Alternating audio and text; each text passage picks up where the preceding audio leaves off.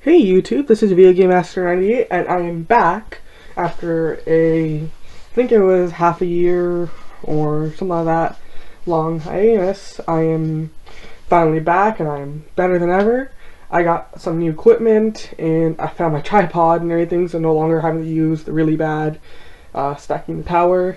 But I'm here today and I'm going to talk about the Prophecy deck. So we just started our new format about a month ago or half a month ago, January 1st. Today, depending on the date, it's only a month or so. And what's happening is that while looking through all the top tier decks of the format, it looks like Prophecy is only a tier 2 deck right now. Now, how I define tier 1 and tier 2, in reality most people would say it's tier 1, but from the amount of tops it has compared to everything else, it's about tier 2. What's going on is that the Prophecy deck is a more of a deck that's used more skill, and there's been a lot of talk about changing the deck build, running less monsters, running different monsters.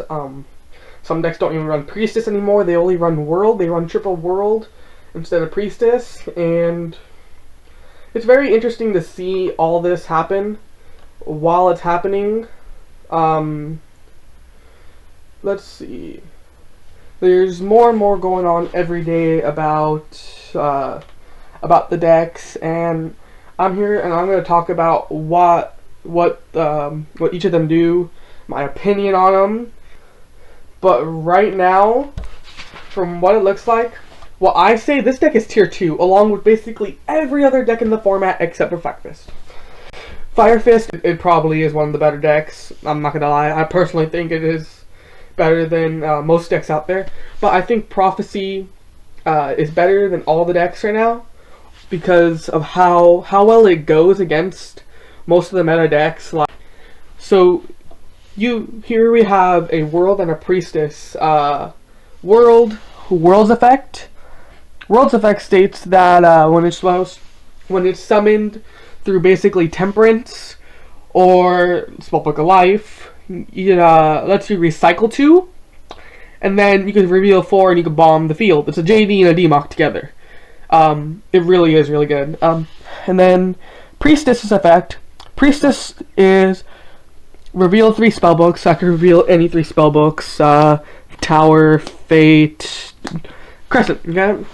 And then Priestess comes out on the field, and then you can banish one from your hand or the graveyard to pop a card on the field. Now, I understand people not playing Priestess anymore. Now that Temperance special summons World. World just bombs the field and you beat down with World. You have a Wisdom in hand and everything.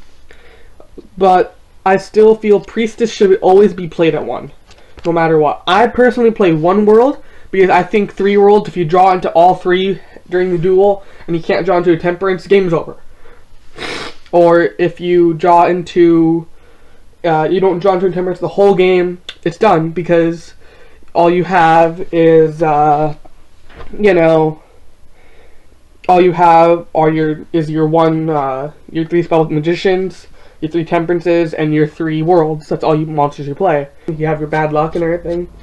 So I tend to play 2 Priestess, 1 World.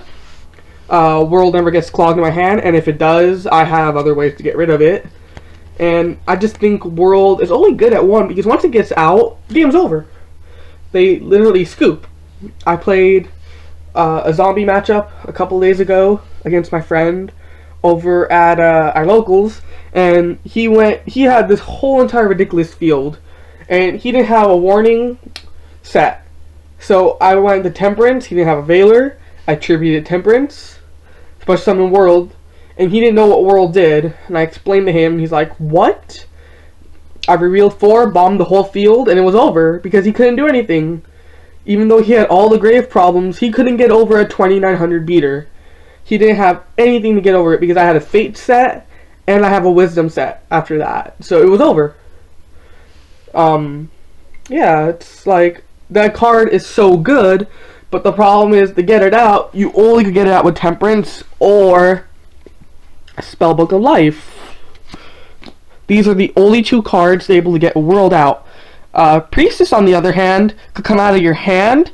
It's not good to draw late game unless you know how to set up your game, or if you stall.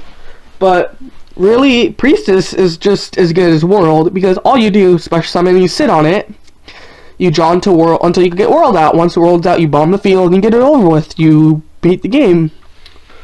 You win the game basically every time Whirled comes out, unless they Valor it, which kind of sucks if they Valor it. I also play 1 Justice just to get into the Priestess.